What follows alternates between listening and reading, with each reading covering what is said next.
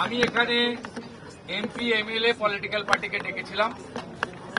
MP Sayani Ghosh তিনি meet করেছেন, মাননীয় বিধায়ক প্রাক্তন স্পিকার বিমান ব্যানার্জি মিট করেছেন। 1-to-1 কথা হয়েছে, সেটা আমি বাইরে বলবো না। আমার মনে হয়েছে তারাও স্যাটিসফাইড।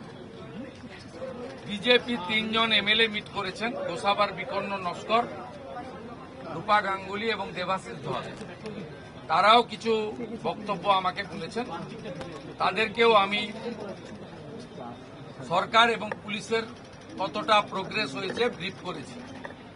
আমার বিশ্বাস, এবং এখান থেকে আমি ভার্চুয়ালি গোটা রাজ্যের সমস্ত থানার সঙ্গে যুক্ত হয়েছি, আমি তাদের পরিষ্কার বলেছি যে ঘটনা রোধ করতে হবে এবং প্রপার আপনার যে প্রসিডিওর আছে, ভারতীয় ন্যায় সংহিতা, সুপ্রিম কোর্টের একাধিক গাইডলাইন, জাতীয় মহিলা কমিশন, জাতীয় মহিলা শিশু রক্ষা কমিশন, পস্কো অ্যাক্টের আয়তায় যে গাইডলাইনগুলো আছে, হিউম্যান রাইটস কমিশনের যে গাইডলাইনগুলো আছে, রাজ্য সরকারের যে বর্তমান সরকারের যে মনোভাব, বারে বারে মুখ্যমন্ত্রী যে কথাগুলো বলছেন, তার মন্ত্রীরা বলছেন, ডিজিপি যে নির্দেশ দিচ্ছেন, এগুলো আপনাকে ফলো করতে হবে।